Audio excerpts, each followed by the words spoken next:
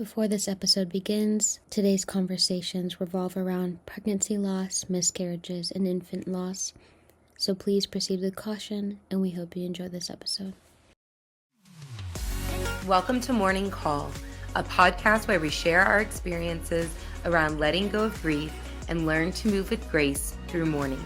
We are your hosts, Alyce Christina and Crystal Lee, two friends who connected through yoga and movement and ultimately found a deeper connection over our own parental losses. We share how our experiences have informed us to live our lives more authentically, boldly, and in the now so that you can do the same.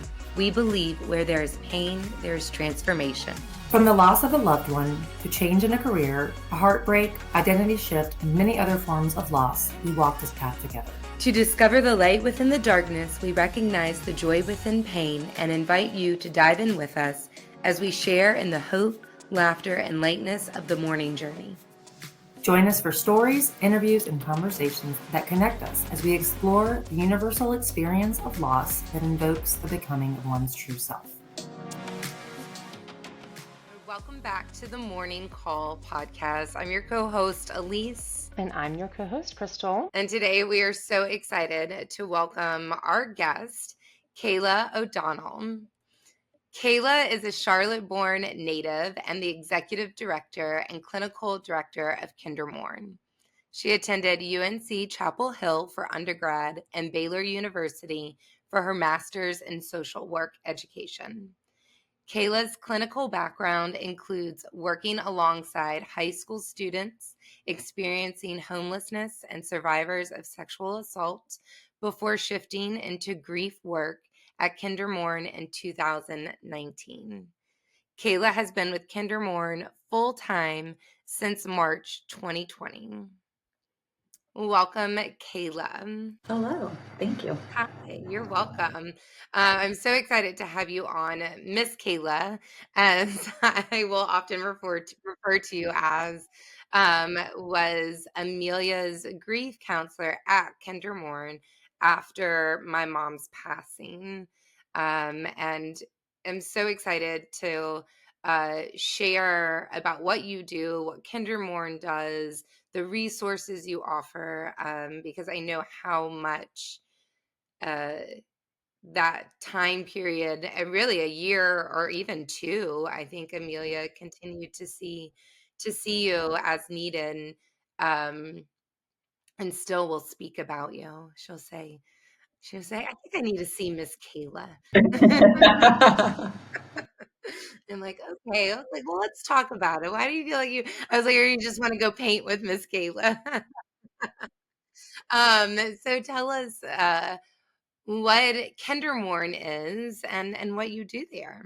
So KinderMourn is a nonprofit, and we all we do is grief work. So it's grief and bereavement, and we work alongside kids and teens as young as 3 years old, all the way up until like young adulthood, think like college age, early 20s, who have lost someone significant. So it doesn't have to be a family member. I would say 75% of the time it typically is a parent, a sibling, grandparent. But we also see kids and teens where it was their best friend who died, a mentor, a coach, a teacher, again, just anyone significant to them, right? And then we also have an adult program where we work alongside parents who have experienced the loss of a child. And this can also be a child of any age. So we have an Empty Arms program, which is for parents who have lost a child at some point during pregnancy or very young infant loss. So this could be a miscarriage, it could be a stillbirth, birth complications. A lot of times these are babies that were in the NICU and never got to go home with their parents. And then we also see parents where they lost a child, and it could be a 30-year-old child, right? It could be an adult child, because we really recognize that losing a child goes against the natural order of life. And so we do one-on-one counseling as well as grief support groups across all of our programs. So both on the adult side and the kids and teen side. And we also go out into the schools and do our same grief support groups that we offer here at KinderMourn in our schools. in Charlotte as well as Fort Mill. And that's really just to make our services as accessible as possible because we only have one location. So not everyone is going to be able to drive to us or get to us for various reasons. So we go out into the schools, and that program is actually over 30 years old. And we provide those grief support groups to students. That's amazing. I don't think I knew about the school program that you have. We were lucky enough to literally live right in front of or behind, depending on which way you're coming from, KinderMourn, and the house in which it's like a little old house in the Dilworth-ish area of Charlotte. And we could just pop down and walk to you, and we would meet my sister and her kids over there. And so it was, and it being during the pandemic, right, to have such accessibility to you all was such a blessing. Yeah. Yeah. No, it was awesome that you guys could literally just walk down the street Yeah, and come to yeah, it was KinderMourn. great. I'll, start off from our own experience. Can you share how you approach, like what are like some of the tools in which you all use when children come to you and they've experienced a loss? A lot of it depends on the age of the child, right? So developmentally, grief looks very different for a 3-year-old versus an 8-year-old versus a 15-year-old, right? But I will say, we really take a person-centered approach, which comes from like the humanistic perspective of psychology, which is really that every individual is unique and has like their own individual unique experience. And that's very true for grief. I'm sure, Alyce, you even saw that within your own family, right? When your mom died, every single person processes it differently. And they express their grief differently, and everyone needs different outlets. And so we recognize that when kids are coming to us. So, that first time that they come in, it's really just like getting to know them and giving them a chance to know us, because we recognize that literally just coming and walking through our door is incredibly vulnerable, right? Like every person who's walking through KinderMourn's doors has experienced a significant loss. And a lot of times it was very like traumatic and sudden, not all the time, but for a lot of people, right? It wasn't necessarily something that where hospice was involved or things like that. Like we are seeing homicides, suicides, overdose, car accidents. And so we just want to make the experience as comfortable as possible, knowing that it's incredibly uncomfortable, right, to come here. So that first meeting with the child is really kind of taking them around the house, and that also makes us unique that we have a house. It's different than walking into like a sterile office space, right? And that's intentional. Like we want the KinderMourn house to feel like home to our clients and our families.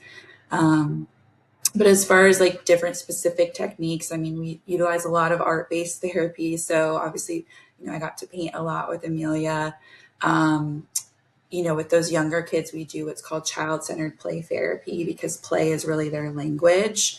And it is like research-based, evidence-based, right? When you're working alongside kids, especially in that like 3 to 6, 7-year-old range.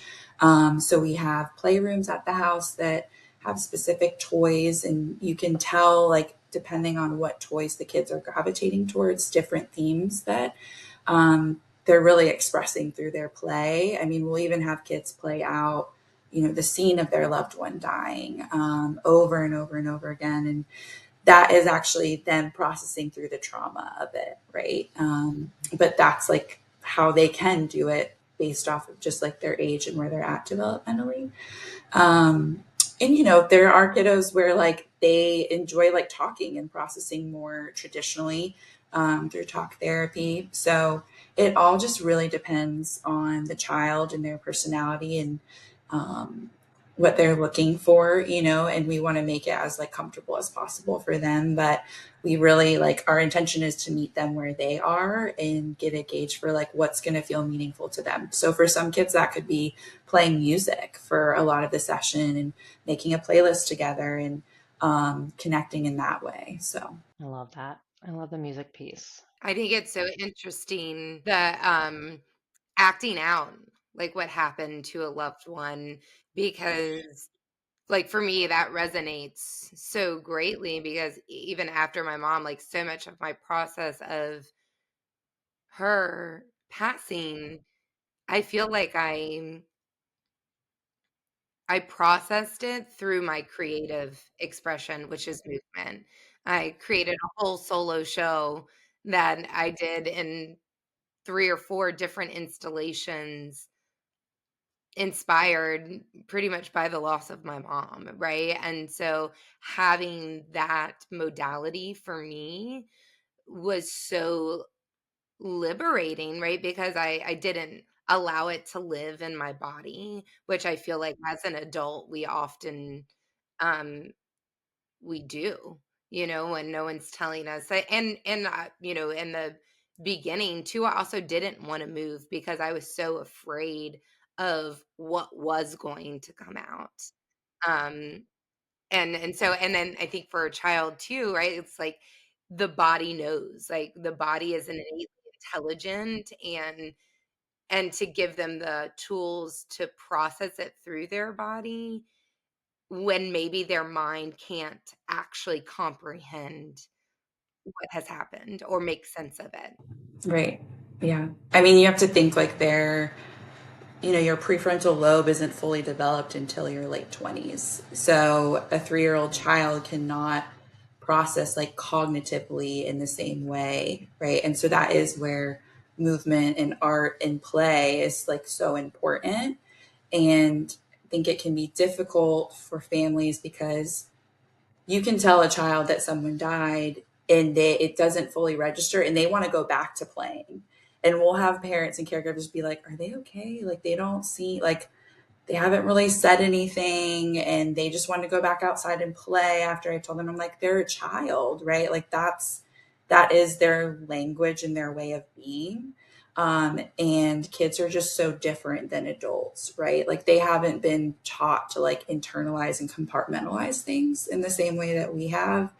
And so, even with parents, we'll recommend like, hey, like 1 hour a week, get on the floor and play with your child, but like let them lead and let them like show you how they want to play versus I think so often we're telling kids what to do and how to think and how to feel, right? Versus if you just give them that creative freedom, they can actually tell you a lot. Yeah, I was going to say it's really instilling in them at an early age. Like they already operate that way, like kind of playing and doing things like through their body, but it's teaching them early on that that's normal and okay. Because as adults, we become so disconnected from our bodies. So you're like really empowering that, which I think is so smart. Because I know, I mean, eventually in my grief, I did a lot of like running and physical stuff, but in the beginning it was like all up here. It was like ruminating, the anxiety, and it was like not physical.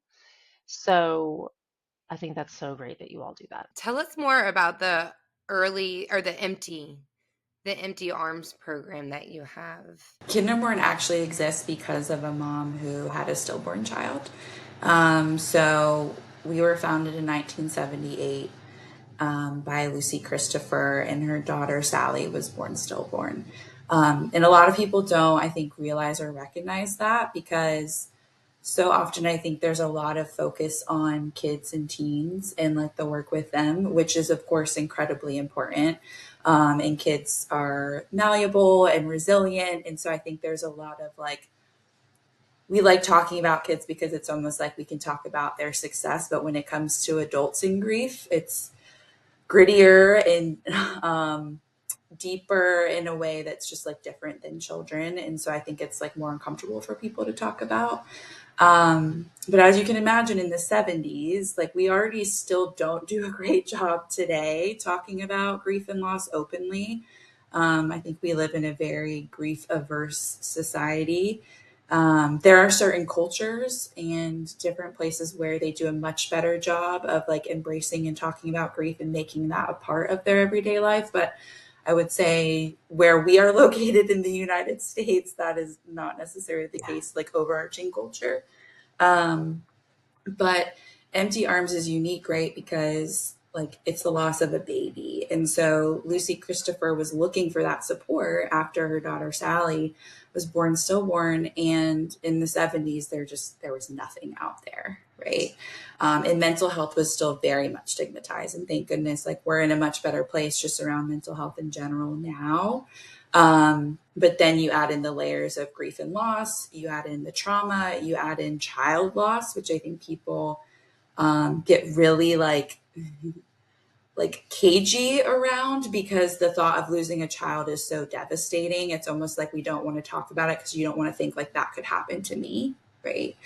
But Lucy Christopher was super determined to find that support in the community. And when she couldn't find it, she created it herself. And so she went on the news, she took out an article in the newspaper and just started a very grassroots like grief support group for grieving parents. And we started in like a donated space in a church here in Charlotte. I don't know if you're familiar with United Methodist Church. It's one of those like beautiful churches like in the Dilworth area, right off of Queens. And so it was a room there. It was like volunteer facilitators, and like that's how KinderMourn started, right? And so Empty Arms is really like, I mean, it's why we exist. It wasn't called that necessarily initially. So it was like grieving parents, who had lost a child of any age, including pregnancy loss. But we just realized over time that pregnancy and infant loss is like unique in its own way. And so those families and individuals really needed like their own support group, because it's so unique, because you're grieving all the memories and the things that you didn't get to have with your baby or your child, right? Versus if you have even a 4 or 5, 10-year-old child that's still incredibly young, and it's all devastating. There's no like worse or better, right, when it comes to grief, but it's very different, right? Because you have certain memories with that child, and like for our Empty Arms clients, they just didn't get to have that. And so we have our Empty Arms support groups, and then we also do individual and like couples counseling with them. And then we also offer what's called a subsequent pregnancy loss group. So this is for people who are pregnant after having experienced child loss, because there's a lot of trauma and anxiety that comes with that when you've experienced any sort of pregnancy or child loss, right? To be pregnant again is terrifying. And so we have that group for people, and their partners can come too. And it's an ongoing group. So it's like, if there's a need and we have clients who are pregnant and they want that kind of support, then we open it up. And we're grateful that a lot of times we get to see those families have a healthy pregnancy or have a healthy baby, and we get to celebrate them in that way. I where I do a lot of personal education in cycle awareness and like fertility awareness and hormonal balancing. Anyway, that's another story. But related, I'm reading a book about cycle awareness, and I'm 42, and at my age, I've had so many friends that have experienced miscarriage, lots of miscarriages. And anyway, the book I was reading yesterday, it was this whole chapter about specifically infertility issues, and it was talking about whether that's you know miscarriage or not getting pregnant, and just the grief that comes with that. And it specifically talked about, even if you end up having multiple healthy pregnancies, multiple healthy children, like it doesn't take away the grief from any whatever you experienced before. And it just, yeah, I just think this is an area that's really not talked about enough in our culture. I mean, as we know, grief in general is not, but specifically baby loss, doesn't matter if the baby isn't born yet or not. So I love this program, and I have so many friends I wish I had known. I would have referred them to. So now I know. Yeah, now but I think that, and it goes to show, just like you're saying, like we don't talk about it. And so many of the clients that I do see will say like it's so disheartening, because even once they're pregnant again, or even if they're not pregnant again, their family's like, oh, well, you can try again, right? There's a lot of like dismissing of the grief that comes with pregnancy loss. Or And they're like, like oh, to them, you have a yeah, healthy baby. And you're like, right. okay. Like, You're yeah. like, but like my other baby like matters just as much, right? And I think even where they're not recognized as a mom or a dad until they have a living, breathing child, right? Whereas I have some, families where they had all kinds of different struggles, and they ultimately had to make that decision of like, we can't keep trying. Like, I can't keep putting my body through this, my mind, all of it, right? But they're still always going to be a mom or a dad, right? But like, we don't really recognize that as a culture, as a society, right? Because we want to skip to like the good part of like, oh, yep, you have a baby, right? And we celebrate that. But like, what about all these people who are having those fertility struggles or who had loss? They, are parents too, but we just don't recognize that in the same way. Yeah. Yeah. I love that framing of like, I had a miscarriage before I had Amelia. It was very early. And it wasn't until my experience with losing my mom did I realize that how dismissed it was by family members, by, and I was like, "Oh my gosh," like I didn't even like I felt like I wanted to grieve that loss in the moment, like just recalling, and I definitely wasn't given the space. I remember being dismissed. Well, at least you can get pregnant.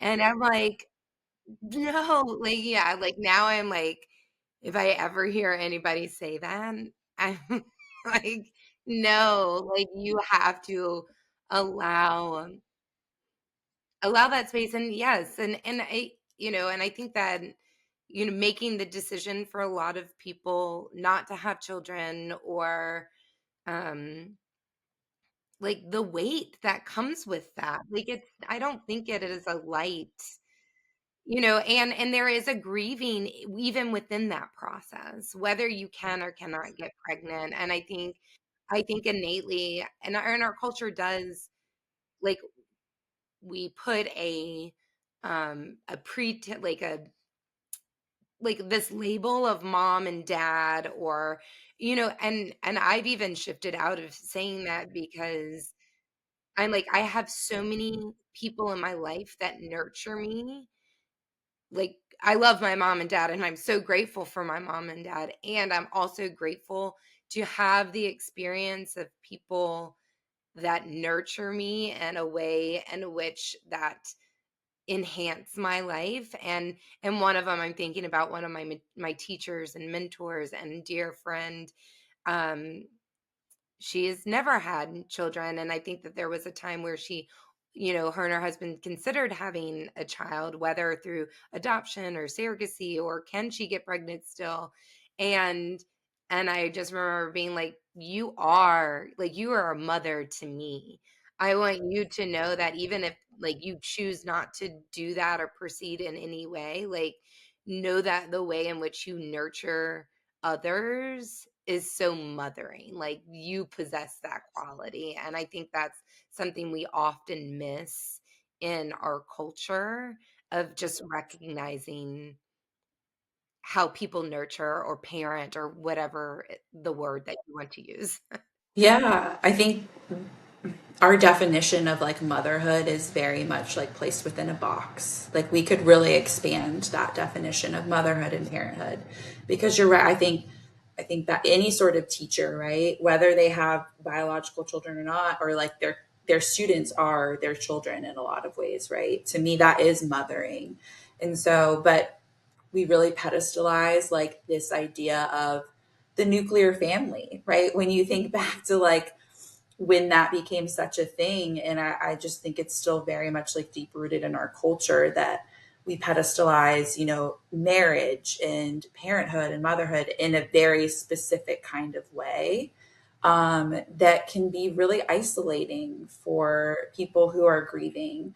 Um, and there's so much grief outside of just like death itself, right? Loss of identity. Like, there's so many different kinds of losses, but definitely for our empty arms, parents. And I'm so sorry that someone said, well, at least to you. And I always tell my clients, like, if anyone's starting a sentence with, well, at least, tune it out, like, or just stop, because it's like whatever's coming after that, it is a dismissal, right? And ultimately it's coming from that person's own discomfort, right? Because I don't think people know what to say. Like, if you're talking about a miscarriage or pregnancy loss, people, like, they get really uncomfortable. And so they're looking for that, oh, well, at least, you're like, let's look on the bright side. And it's okay to want to like find like positivity in things, but we just give people so little permission to grieve. It's like, can we let all of it exist? And can you give people a moment to like just be in their grief versus searching for, well, let me find the silver lining, or well, let me, tell them, well, like you can do X, Y, Z. I mean, I even have, families where people are like, oh, well, you can just adopt, right? When they're having fertility struggles. And it's like, that's not the point. Like that's, and like again you're like dismissing and minimizing this person's like real struggle and pain with like, I mean, fertility stuff is so difficult, and we have a lot of families who um and that's the other thing too. I think, at least to your point, like, whether your miscarriage is early on or not, I think sometimes too people like can feel shame or like they don't get to grieve as much because like, oh, I was only so many weeks along. Or for my, IVF people, oh, it was a chemical pregnancy, right? Like whatever it may be. And it's like that matters just as much, right? As soon as there's an inkling that like you are pregnant and you're like, oh, like there's excitement and you're thinking about the future and you're thinking about all these different things that you're going to get to do with that child, right? So whether you're 4 weeks, 6 weeks along, it's like it doesn't matter. Like that is a child for you, right? And there's so much loss there. To experience, like your body is already shifting in a very powerful way, hormonally, and then mentally, and then emotionally, and sometimes even physically for people. And and so like and then to just to go through that loss, it's like it's just like it felt very like out of body, right? Like, and it's like and I get, I think, people on the outside want to offer some sense of control, right? But you have no control. Like you have no control over what your body is doing, and so yes, and I think I'm just saying all of that to reiterate the weight of the and the impact of that loss is just as it's different, and it's just as important to recognize, to honor, to go through, to do what you need to do. And I remember teaching prenatal a lot. I used to teach prenatal, and that was one of my favorite things to do, is to really just listen to women's stories, right? Like how, their pregnancy journey, but also like whether it was their first or their second, and even the process of birth, because again, we just don't talk about it, yet we're supposed to know how to do it. And I know I was completely unprepared for my birth experience. Yeah, it was, on the in the grand picture, if I'm like holding it, not in comparison, like it was easeful, and I'm so grateful for that experience, where I know so many other people that's not their experience, right? And so then as I'll just say, as a person going through child labor, there's even, there's grief in that, there's trauma in that, there's as much as there is like, and we've talked about this here, as much as there is in losing someone. Yeah, Yes. we don't talk about like birth trauma because that's very common in this society. And that's something to like process and potentially grieve. And yeah, that drives me nuts that we just don't acknowledge that. Yeah, I'm like, oh, maybe that's another topic of another podcast. But like, I mean, really, you could talk about it in people's experiences of miscarriage and child loss, and I mean, because again, it's just, yeah, we want to put it in like compartmentalize these subjects, yet there's such a it's just it's a human experience. We need to be more, or at least in my opinion, I want to be more out in the open, and like, and and in the process of teaching prenatal and hearing other people's stories, right, it gave me permission to start understanding my own experience better, and processing whether it was the trauma or the grief of a miscarriage, or that is so, yeah, that it's, and I think, and by doing that, we allow ourselves, I don't want to say to heal, but it's like almost like you're freeing up an energetic space when you give yourself the permission to honor um, your own experience. I think too with there's so much like we highlight, oh, like having a child is a beautiful thing, and it is, right? And there's like this expectation that, you know, it's all like happy and joy and oh my gosh, you brought a child into the world. But there's a lot of, you know, people who struggle also after like birthing a child, right? Like there's so much, even just hormonally, from a mental health perspective, right? Like we're just now getting better about talking about postpartum health and like postpartum depression. It like there's so much that comes with even just like after the birth, right? And so again, I think we just do ourselves a disservice when we don't talk about things, right? And it's interesting, right? Because like the more we avoid like hard subjects, the bigger they become in the sense of like just like the weight of it. And eventually like it overtakes you or overtakes like us, right? And I think that's where like having these support groups is so beautiful because we're really providing people with the community to talk openly about this stuff, whether it is just like the stupid stuff that family and friends have said to them, like, oh well, at least you can get pregnant, right? Like all the various things that people have said, right? Or how they felt dismissed. And even, you know, I love it because in these groups it's a wide range of like loss in the sense of whether it was an early on miscarriage. We have people who were at 40 weeks, no like no nothing, they like everything in their mind like was good, and then, you know, the freak thing of like the baby doesn't survive for whatever reason, right? And they are so wonderful with each other of giving each other space to grieve, and they're not doing the comparison of like, well, I was 40 weeks along, you were like, they don't do that, right? And so that's what I love about these groups is it's the community of it. And like we just know like with grief, that's one of the best things you can do is provide people with community.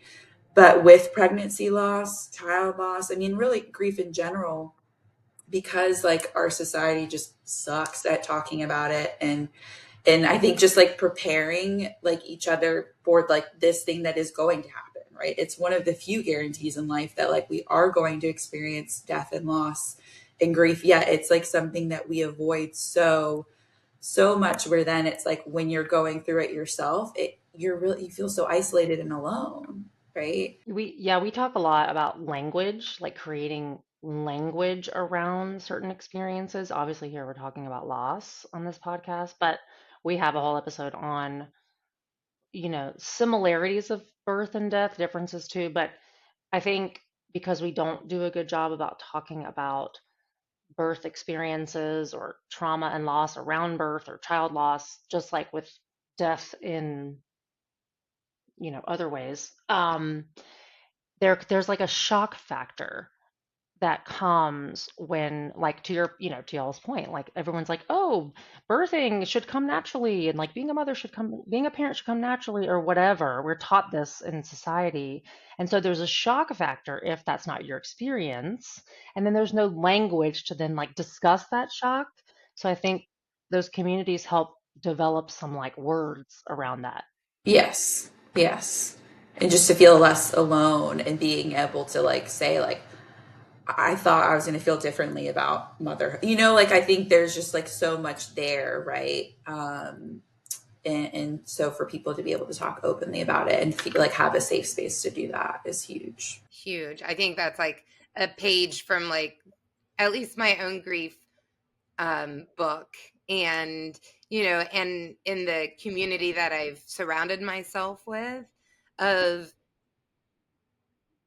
you know, and one of the reasons why we're here is to move one another away from that sense of judgment around our experiences and into a place of discernment, right? To really see one another with understanding and acceptance, and validate that no experience is greater or less, right? They are one's own experiences, and they're stories that deserve to be shared, right? They're experiences that need comforting no matter how they show up. And I love that you guys asked about like the empty arms, because I just don't think that like it's talked about enough. And it is also what makes, I think, KinderMourn unique, is there are definitely other nonprofits across the country that do what we do, especially like on the kids and teen side, and even, just for families like with grief.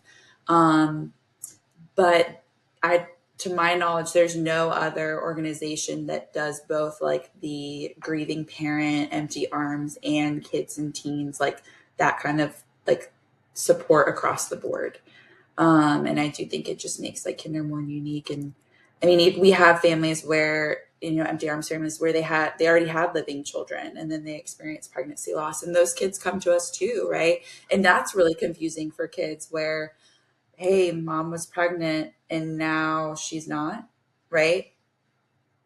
And like, what does that mean? And so I appreciate that you guys like asked more about it. So Yeah, I don't think that I even knew that KinderMourn had that branch, right? And I mean, like you said, it is kind of like the foundational program of what developed KinderMourn, which is beautiful. And I know that I have recommended you to so many people,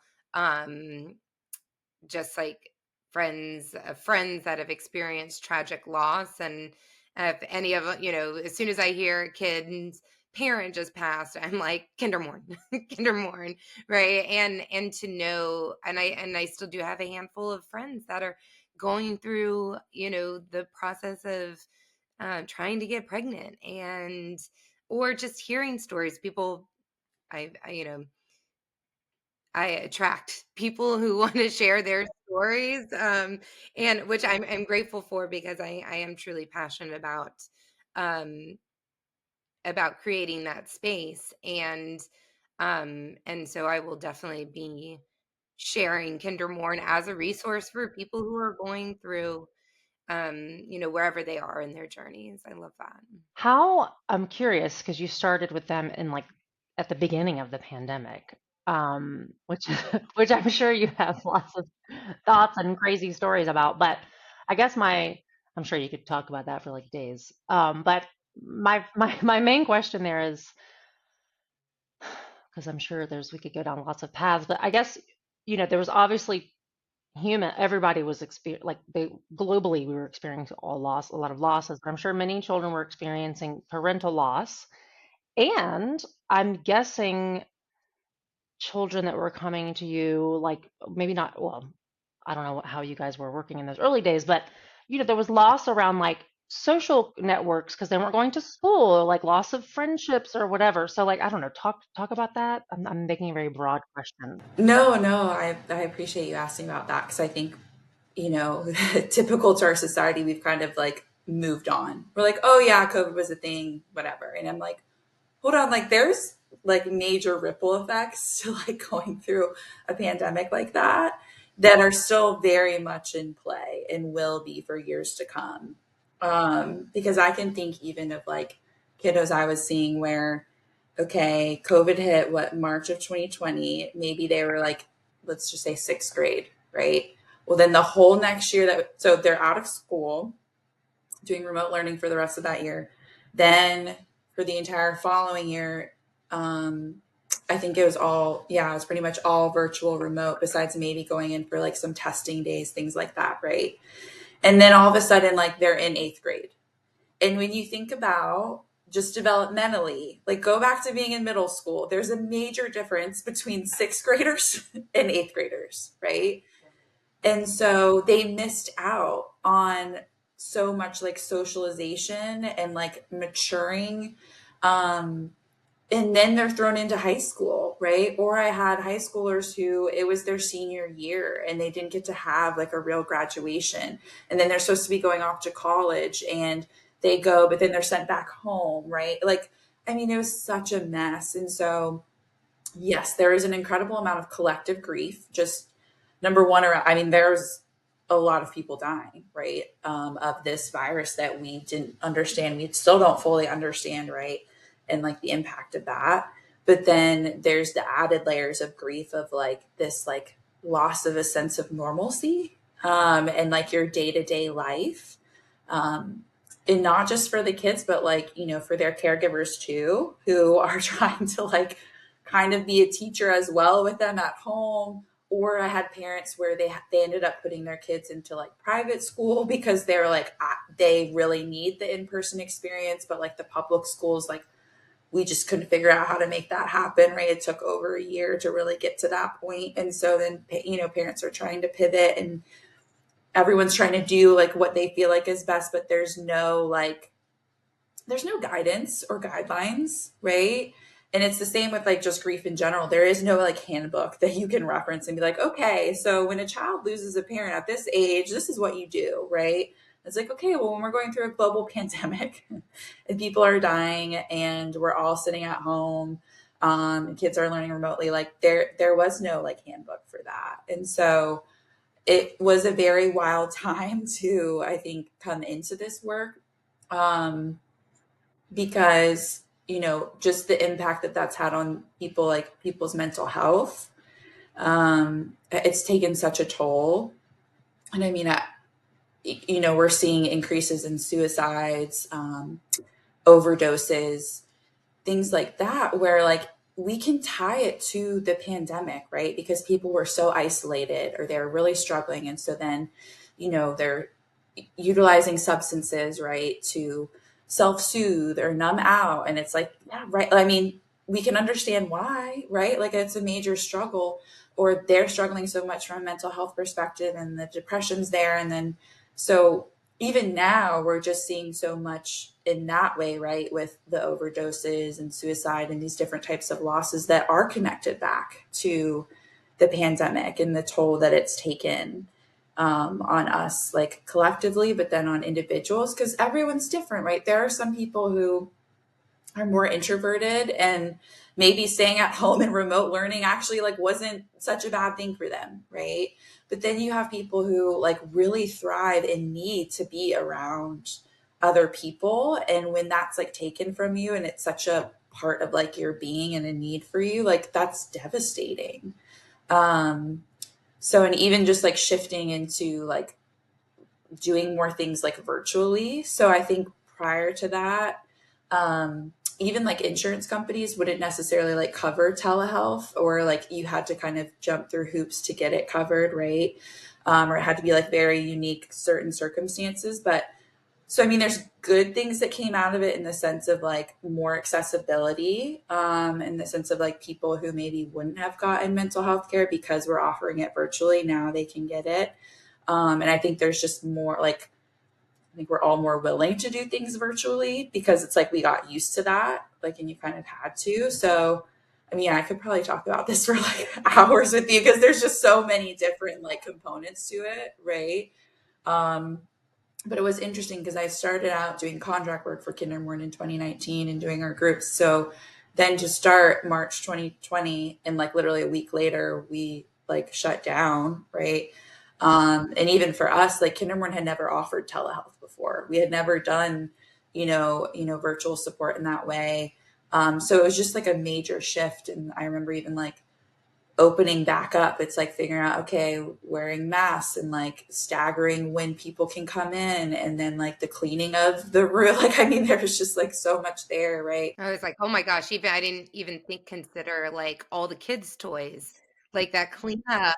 One client comes in, or like us, we were a posse. I know that we came a couple of times with my sisters, three and Amelia, and so there's four of them in a room touching everything. I'm sure it's like, oh gosh, that cleanup. Yeah. Yeah, you'd have to give yourself like a solid 30 minutes just to like, clean up in between kids. And then, okay, we wanted to offer our groups again in person. So then we were like spacing people out by 6 feet, like, just, like you're doing the best you can given like what we know and trying to like protect people. Right. And because of course, like we very much want to protect people's health, but we're also mindful that like people really needed to be here.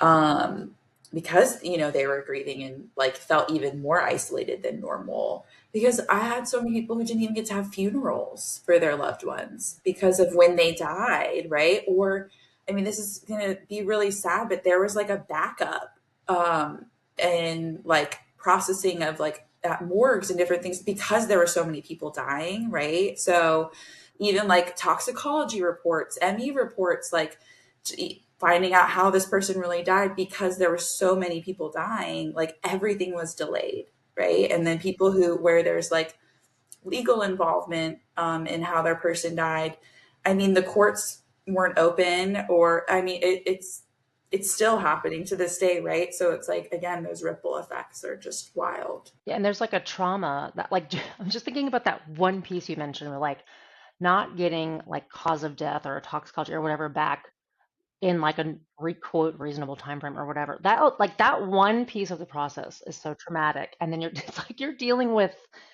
just, I mean, unimaginable amounts of like add on to the initial loss. It's just crazy. Right. So it's like compounded, right? Of like the layers to the trauma and the grief. I mean, I had people where it took over a year before they got the like formal report of like cause of death and how their person died. I mean, that is devastating. Like you're Yeah. just wondering, you're just sitting there Yes. wondering for a year. It's Yeah. awful. Yeah. So wild times. Yeah, it was it's definitely an I can't interesting believe you time started to a go into week grief work. before. Yeah. Yeah. I just want to share with you. I don't know if I ever did share this with you, Kaela, that there was one session, and I never like poked Amelia to share information, and you were her first experience of therapy, which she absolutely she's been in therapy this past year with a different therapist, and it really empowered her to ask for that when she needed it, and gave her the tools as she's continued to develop and grow, which is one of the reasons where I feel like sometimes she'll just be like, I think she just misses you, and she like like it's like, I think I need to see Miss Kayla. Okay, I'll let her know. And yeah, and I remember her coming home one day and sharing with me. She said, "Mommy, I forgive you." She was like, "You did your best when Mimi was dying." And I was like, "I didn't know I needed to be forgiven." And I was like, "Oh, well, thank you. I appreciate that." Um and it was really, I laugh about it now, and it was so powerful for her, and I questioned. I was like, what did I need to be forgiven for?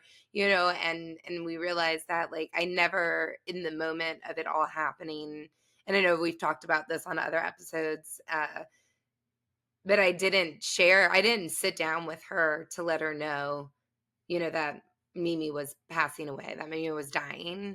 And oh, I did it.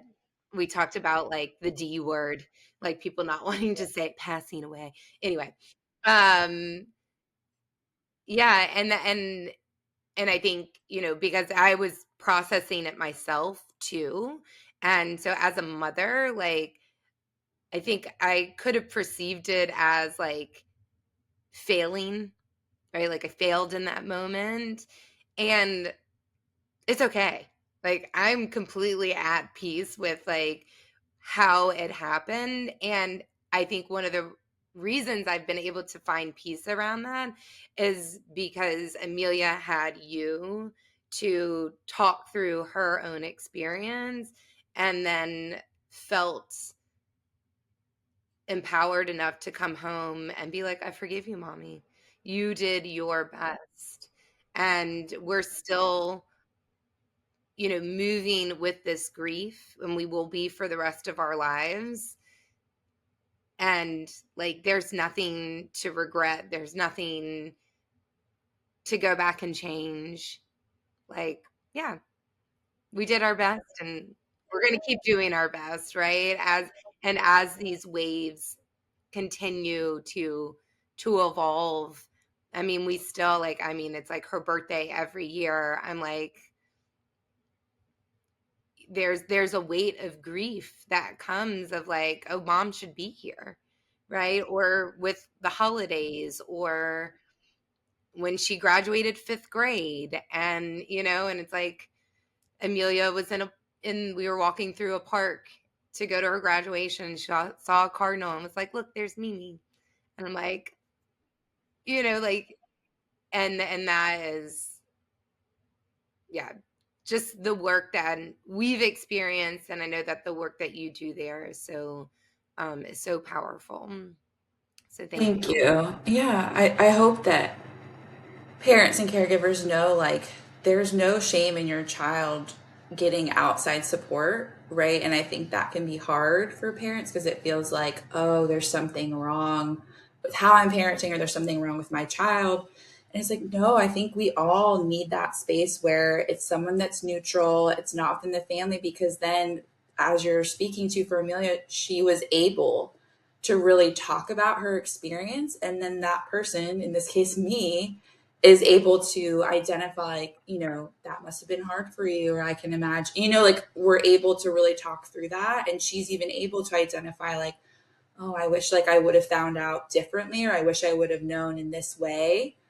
And that, but then to have that conversation with you, how powerful is that, right? And the, like, the repair and the healing in that, and how much closer that makes you guys in your relationship, versus, if she hadn't come to counseling and she just internalized that, right? I'm sure it would play out at different points in her life as she got older. But instead, this gave you guys both the opportunity to, like, talk about it, and then you move forward from it. But, like, what a beautiful conversation to have. And I tell parents all the time, like, you do the best you can at that given point in time with the information that you have and what you know. Because, even with, like, you spoke to, like, oh, the D word, right? Like, we always advise parents, like, yes, use, like, dead, dying, death, this person's body stopped working, like, be very, like, literal, concrete, because kids don't know what passing away is. They don't, like, or I have parents where they're like, oh, this person went to sleep. And it's like, wait a second, now the child is going to be, like, terrified to go to sleep at night, right? So, but again, you do the best you can with what you have and what you've learned from, like, your own family of origin and all those things. But it's never too late to, like, adjust or repair, right? And so that's where, like, kids coming to counseling and being able to process through things and then have those conversations with parents is, like, it's huge, right? And as a parent, you're grieving yourself. So, like, you can also only do so much. Like, there's only so much within your own capacity. And so, again, like, to have someone from the outside who can help support your child, like, that's a good thing, right? Like, you can't be all the things all the time to your child. You're not supposed to. And that's when we set ourselves up, to fail, right? If we have that expectation, and that's just, like, not realistic. And that's been one of, like, my most freeing realizations as a parent, is to realize that I don't have to be everything for her. And I'm not supposed to be. Like, and it's not my responsibility either to fix her in any way. And just one last note about, that I realized after that conversation that that was much of my experience, to be, like, the last to know about things in my family.